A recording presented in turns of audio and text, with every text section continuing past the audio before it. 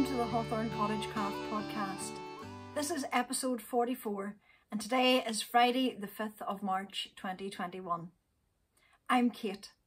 You can find me on Instagram as Kate_Hawthorn Cottage Craft, on Ravelry as a runner bean, and we have a Ravelry group for the podcast called Hawthorn Cottage Craft Podcast. I also have a Ko-fi account where you can support the podcast if you so wish, and all the links are available to where you can find me in the description box below. Welcome if you're here for the first time. It's lovely to see you. I hope you enjoy what you see and feel part of this little community that we have over in this corner of the internet.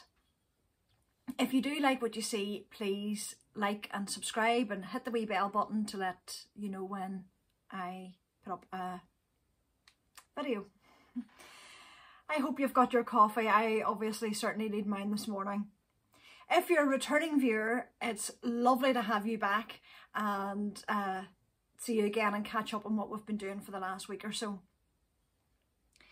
Today is a special day. I'm going to announce the giveaway winners. The podcast has grown, the community has grown in the last 5 years, and I am so grateful for all of your support. And I was really thrilled to be able to run this giveaway to thank you for your support. And in episode 42, I announced what we'd be doing, how we'd hit the milestone for subscribers, and I'd shown you the prizes that we were going to give out as a thank you. Thank you if you have subscribed and have commented over the years and just have interacted with me. I really appreciate it. Enjoy the chat. So what I thought of doing today was I'm going to split it up, keep the suspense going and announce the winners throughout the podcast. So you'll have to stay tuned to see who has won the different prizes. The prizes that I have, I'll just quickly run through them again. They were very kindly donated by the yarn dyers from Northern Ireland. Some of them contributed to this prize pile, and I'm really thrilled that they did, and I'm thrilled to be able to promote their work. So we have some of these are in no particular order. Some Woolly Adventures yarn, which is merino nylon sock yarn, and the colourway is Secret Lagoon, and they also included some bulb stitch markers. So we have that one. Another blue one from Yo Mama, and this is Superwash Blue Faced Leicester and nylon again. It's sock yarn, and Ship of Fools is the colourway. With some fine fish yarns. I don't have a colourway name for this one, but there are lovely purples and greens and teals. It's just really beautifully speckled yarn. Some Giddy Ant yarns, another Belfast based dyer, and the colourway is Woodstock, and it's Corriedale sock, so it's 100% Corriedale, and the colours are beautiful there. And some Irish artisan yarn, and this colourway is called Galway. Very appropriate colour for this month here in Ireland. Matches my cardigan. And it's superwash merino nylon as well, so another 4-ply. And there's also a bag that I have made, a little, we hold a sock project or a hat project, and a set of knitting needles will go with this one. So those were the prizes that were up for offer, and we had 777 comments under that particular video, which blew me away. The best way of picking the winners was to use a random number, a random comment generator, and I used commentpicker.com, and I put in the video that it was, and it picked out 6 random prizes. So I'm going to announce the first 2 now. What I would like the winners to do is to either send me a message on Ravelry or Instagram, and as I said, the links to those are in the description box, and let me know your mailing address.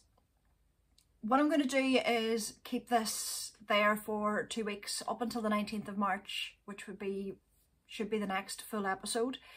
If I haven't heard from the winners by that point, then I'll draw again. But hopefully, I'm really fingers crossed, the 6 winners see this and get in touch with me. So the first 2 are for, the first one is for the Yo Mama. And again, there's no particular reason, it's just this is the first one, Yo Mama. And the winner of this is Mary Ann Barassa. Hopefully I've pronounced your name right. And her dream knit was to use Irish wool, so here's some Irish wool for you. Dyed in Northern Ireland. So Mary Ann Barassa is the winner of this. And the winner of the Giddy Ant yarn, which is this beautiful colourway, is Caroline Deschamps. Again, hopefully I've pronounced your name right.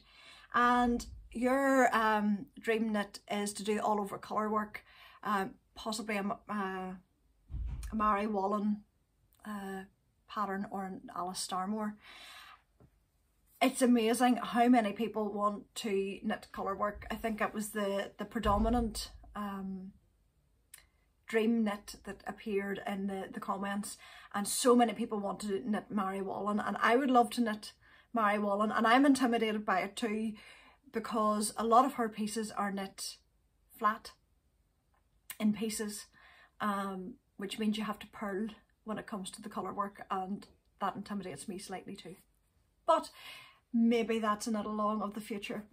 So Mary Ann and Caroline are the first 2 winners, and if you could just pop me a message in Ravelry or Instagram. But we'll come back to the other winners later on. Before I move into a new finished object, I want to show you the finished object that I'm wearing. I talked about this in the last episode, in episode 43, so I'll link that. All the details are there. But when I showed it to you finished on that episode, it hadn't been blocked, and I want to show it to you blocked.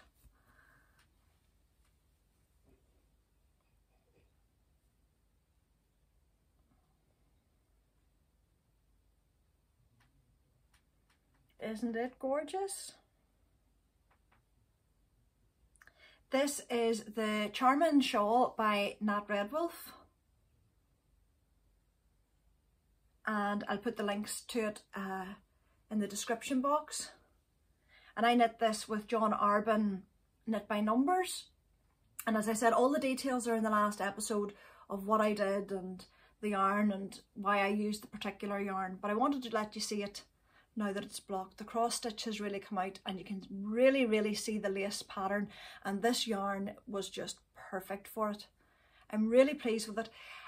I was reluctant to block it because it was garter stitch and I was worried about it losing its squishiness and stretching out, but it didn't.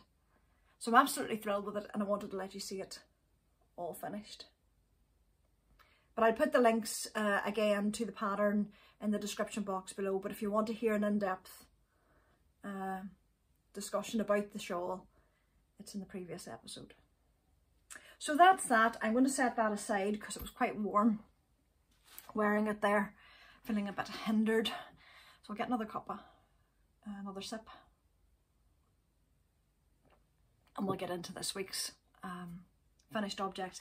I have one new finished object today, and that is my pair of Dream Fingerless mitts. I knit these as part of the Lucky Dip KAL that we're running here in the podcast, and this was my February draw. The details of the KAL are linked above if you want to go back, if you haven't joined in already, and there's plenty of time to join in this knit along, crochet along either. This is running all year. The first quarter's almost over, so if you've been working on projects this January and February and maybe your March one, make sure that you've got them in the Ravelry group, the thread, so that at the end of March I can draw for a prize. But this was my February project, And this is the Dream Fingerless Mitts by Marcia Healy, who is very little. And I don't have mittens. I have never knit a full pair of mittens before. But I've noticed I'm out early in the morning walking, and I'm actually trying to run again, get back to the running, doing the couch to 5k. Somebody has poured concrete into my shoes. But I'm out early in the morning and it's nippy. And these have been a godsend. I have worn them. But this is my fingerless mittens. I'll get the second one on. The yarn I used was Opal. Excuse me. Was Opal Moments of Joy 9082. I'm not sure if it's still available. It was Deep Stash. Oh, bear with me. There we go. So this is they. And I am absolutely thrilled with them. They can be worn pulled up to cover the fingers and the thumb, or turned back as I had them. And actually I very often turn the cuff down as well because it's quite long on me. And I like it like that too. It's handy when I'm running. If I have a long sleeve top on, I can tuck these in underneath and then no cold air gets in. So I knit these on a 2.5mm needle, slightly bigger than the recommended one, but I think it's basically whatever. If you're a sock knitter, you use the sock needle that you use. I use a 2.5mm, which is a US 1.5. Yep. And I cast on 56 stitches just for the circumference of my hand, and I wanted the negative ease. They really are, for me, a simple way of getting into knitting mittens and doing the thumb. I hadn't really done that before. And I think I'd made one pair of fingerless mitts years ago, but it was a rectangle seamed and just left a hole for the thumb to pop out of. I'd never actually knit on a thumb. So it was a first for me, and it's definitely a pattern that, as a beginner mitten knitter, you could use.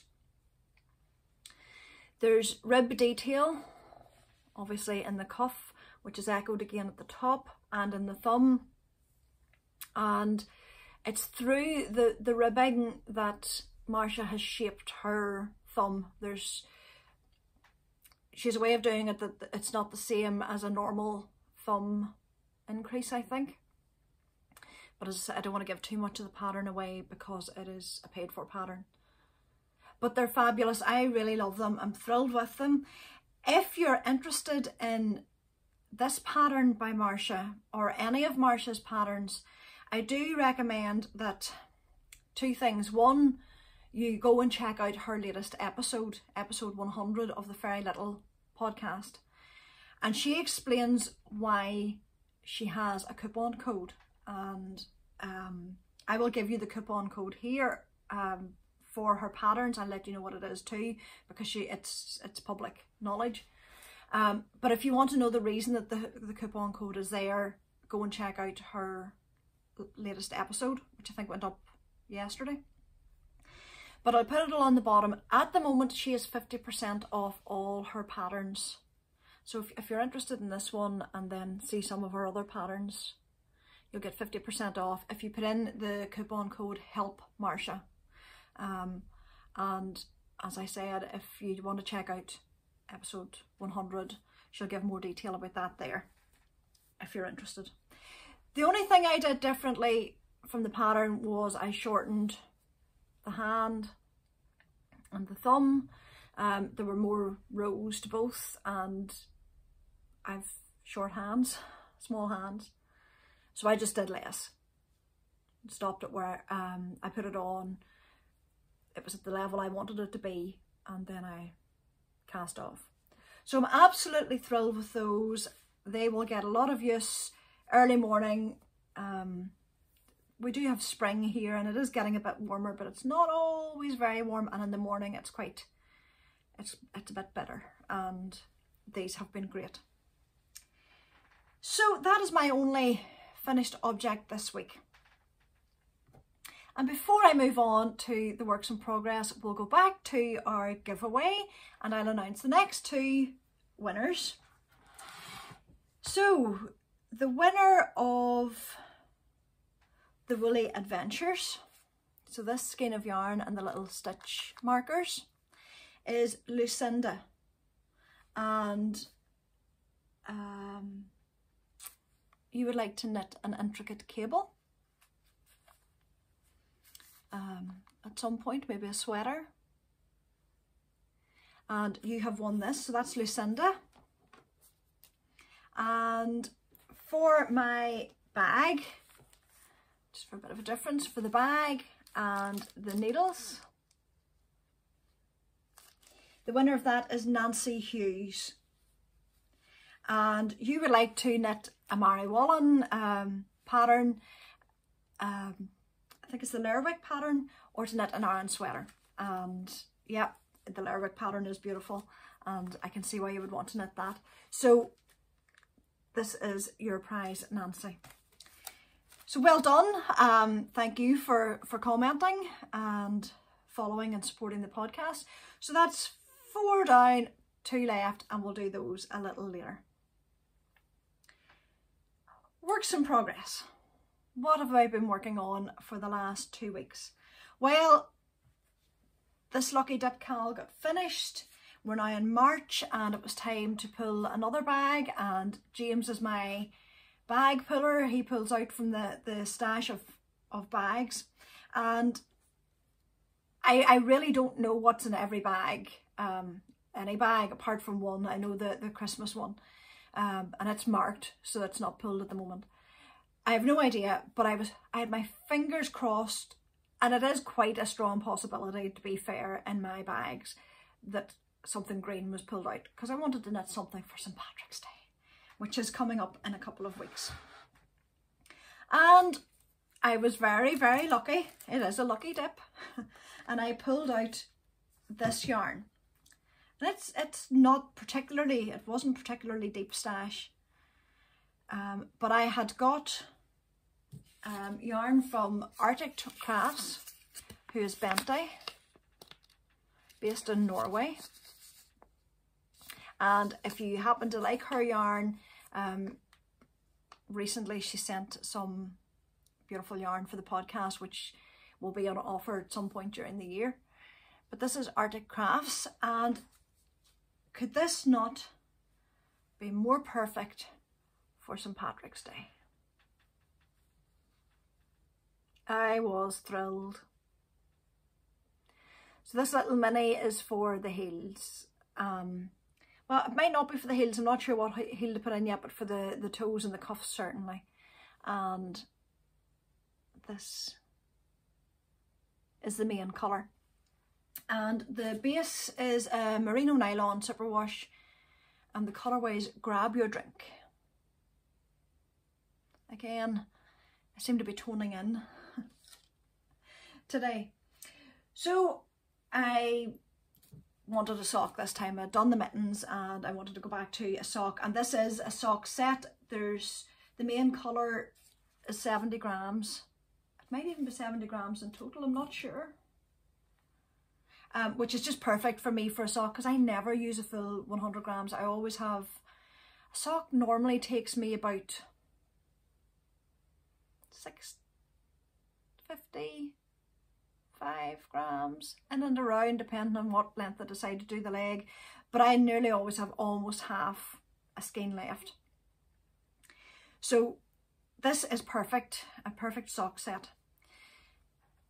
There's lots of tails. So I got my cuff put on. It's my 64 stitch, 2.5mm US 1.5 needle, and I did 2x2 rib. I only did 15 rows because the rib annoys me sometimes and I just get fed up. So it's either 15 or 20. It was 15 this time. And then I started into a pattern. Now, I'm sure this pattern's out there somewhere. I can't imagine it's original. But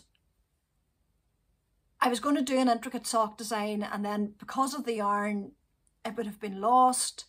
But I really didn't want to knit a vanilla sock, a plain sock. So what I have done is I knit 2 rows, then I do rib for 2 rows, knit 2, purl 2, I knit 2 rows, and then I do purl 2, knit 2. So I kind of alternate it. So it's staggered rib with a couple of rows in between. I could almost guarantee there's a pattern out there somewhere. If there is, you can tell me what it is and I can link it, but this was just as the notion took me. And I'll put that little recipe in the notes for this on Ravelry. I'll create a Ravelry page for it and put that little recipe in. But if someone does find it where it is a real paid for pattern, let me know and I'll certainly adapt my notes.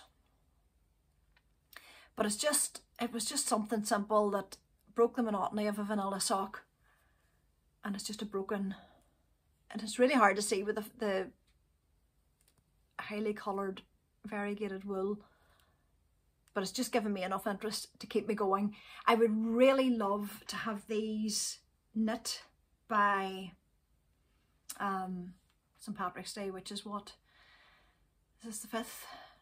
Just about a week and a half away. Wear the green in honour of the man himself. So those are my entry, my project for the month of March for the Lucky Dip KAL. As I said, if you're taking part in the KAL, and if you haven't yet, you can still do that. It's random skeins of yarn that you have stashed that maybe have been there quite a while and you want to use up. Bag them up so that you can't see what's in them, and then once a month from now to the end of December, you can take part any months you want. You don't have to take part every month, but from now until the end of December, it's one project per month based on a 100-gram skein. Any weight, it doesn't have to be sock weight. Most of mine are, if not all, but it can be Aran, double knit, whatever, as long as it's 100 grams and no more. And put your entries into the thread just so that we can draw at the end, and there's a lovely yarny prize that will be drawn on the 31st of March for that this particular quarter. There's a prize each quarter drawn just from that quarter, and at the end of December there will be a quarterly prize, the last quarter, but there will also be a grand prize where I will pick from the entire year something. Someone will win that as well. So that's the Lucky Dip KAL. The other thing I've cast on since I spoke to you, I just felt the need to cast on something new, is the Bittersea beanie, and I'll put a picture of it here.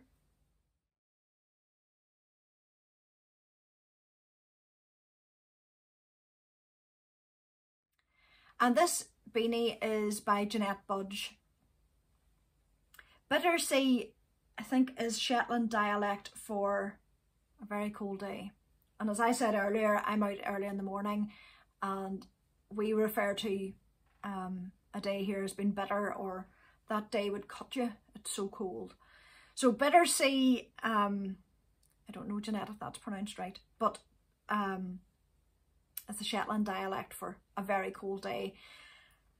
And this beanie will definitely protect against that. It's being knit in Jameson's.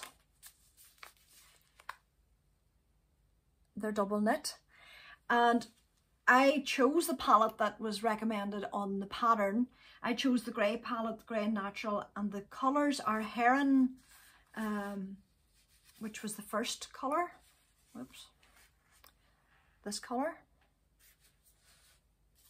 And Steel, which is this colour, and Sholmit, which is this one. So all almost like a grey fade. And then one of the colours for the colour work. I changed the pebble for Eesit white because they didn't have pebble, but this was the closest to it. See it there? So it's just a natural colour. So these are the colours of the beanie. This one is nearly all finished, and I'm into the second colour. I haven't started the colour work yet. I'm still working the rib, but it's knitting up beautifully. I just love the toothiness of this yarn. It will be so warm. It's a one size pattern.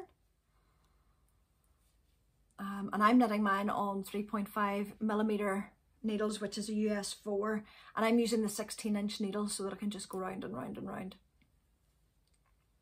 One of the things that I have really enjoyed about this is the rib. It started like this, just the normal, it's a 2x1 rib. And then in order for it to, I don't want to give too much away, but in order for it to fold up and still line up, because if you notice, if you fold up a brim of a hat that has a 2x1 rib, when it's folded up, this will show and it won't line up properly. So there's a technique which I had never used before, and it was brilliant. I don't want to go into too much detail, but it is meant that when I now fold up, I'm knitting now here, and this is now inside out, and it means that when I fold up the brim, the ribbing perfectly aligns, and that just appeals to my neatness. So it perfectly aligns the 2x1 rib. It doesn't knock it off, and you're not seeing the inside out look that you normally would get with the 2x1 rib. So I am really enjoying this. I'm getting in hopefully soon now to I'm almost finished the rib, and I'll get into the colour work, and hopefully by the next time this will be a finished object. It's a project that, actually, when I show you my Imogen tee, it's the project I keep beside it, and I do a couple of rows of the Imogen tee, and then I need a break and I come to this and I do a few rows of this one. So I'm really enjoying the Bittersea beanie by Jeanette Budge, and it's worth having a wee look at if you wish to knit a little bit of colour work. And from what I can see of the pattern, it would be a good introduction to colour work if you haven't done it before. And the last thing I have worked on is yet again the Imogen t-shirt, and I'll pop a photograph of what it should look like at the end of this.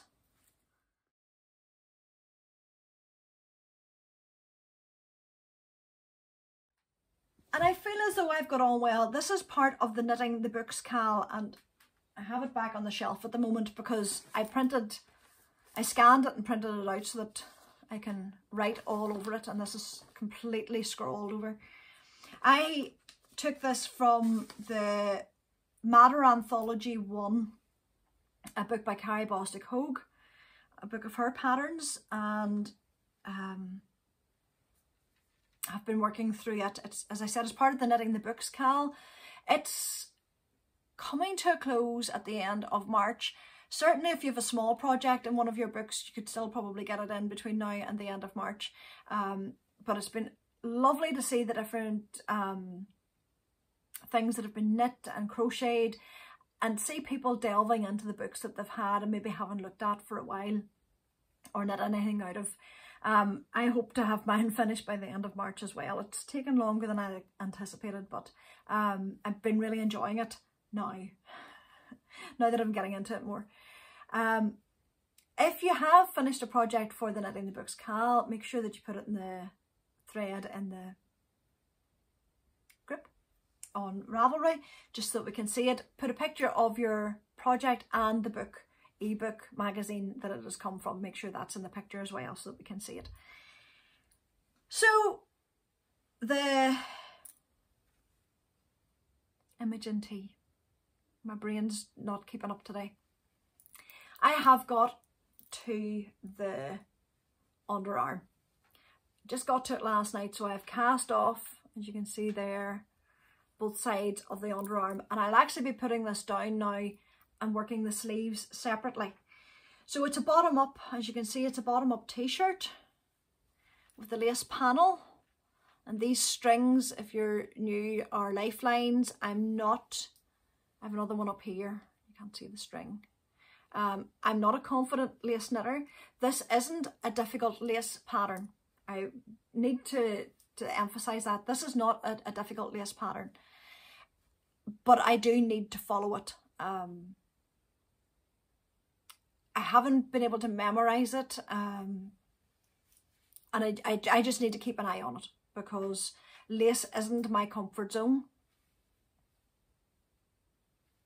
But it's coming on really well, and once that lace is blocked, I think it'll be beautiful. So the majority of the t-shirt, as you can see, is stocking stitch. The back's completely stocking stitch, and there's just this panel. So as I said, I've got to the underarm. I've cast off the two little bits for the underarm, and I'm going to set this aside. I'm knitting it in Roots and Rain yarn,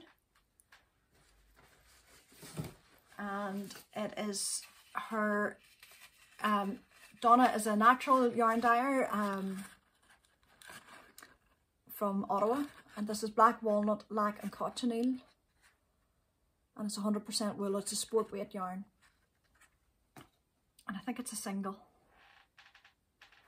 So this is it, and it's beautiful, and I love working with it. But this is not an issue with the yarn, it's an issue with me. I don't know if anybody has noticed. Can you see a problem that is now becoming a design feature? Anybody see it? Here? What is the one thing you're told to do if you use hand-dyed yarn? There's one piece of advice you're always given. Every yarn dyer will tell you to do it. So this is not a problem with the yarn. I have to stress that. This is me being, as they would say in this part of the world, Thran, awkward and doing things my own way and possibly being lazy. And there is a reason I don't like doing it. And I'll tell you what that is in a second. But what are you always told to do? Alternate your skeins. Any natural dyed yarn, it's not commercially dyed, so any natural dyed yarn can have slight variations between skeins. It's just the way it is.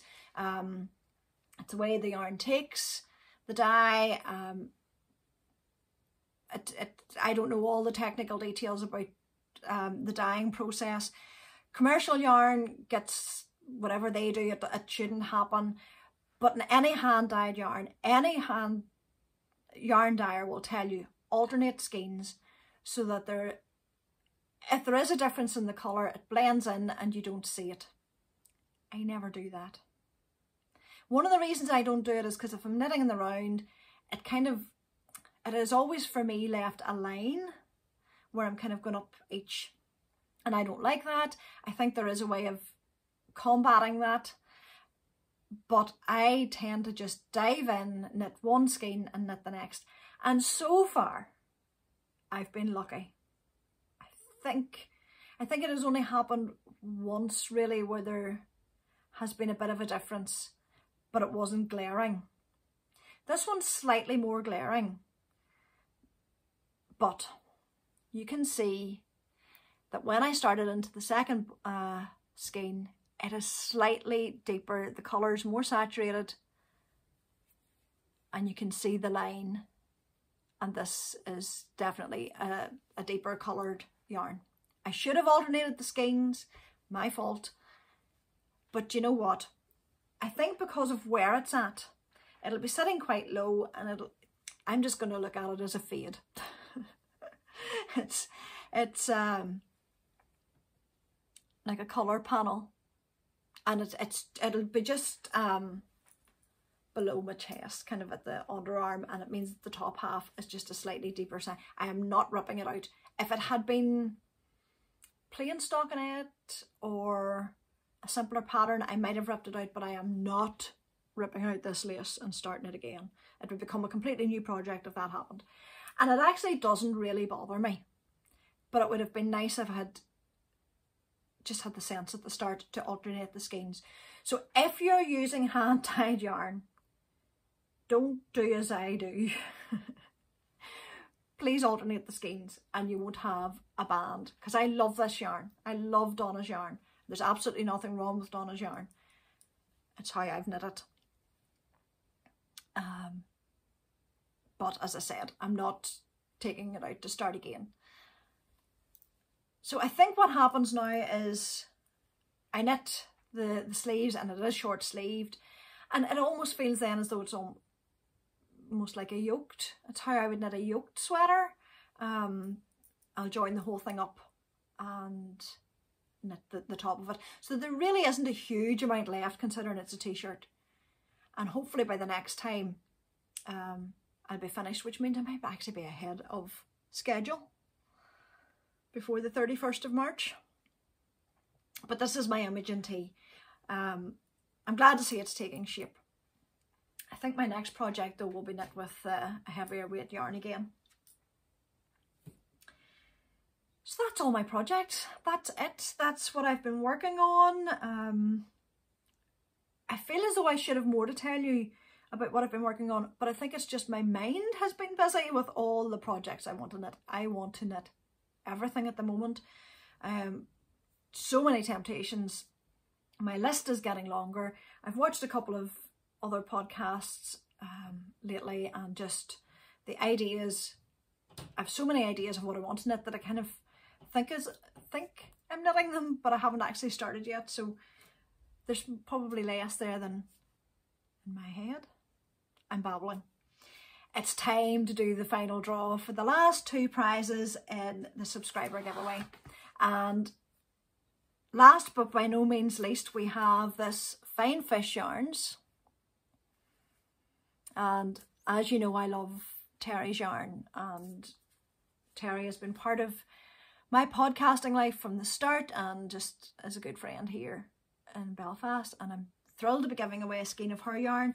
And Denise Hodgson has won this, and Denise said that she'd like to knit a jumper. So I'm almost guessing the fact that you've said that you want to knit a jumper, that you're this side of the pond, possibly. She wants to knit a sweater. So Denise, if you could get in touch with me and I'll get this off to you.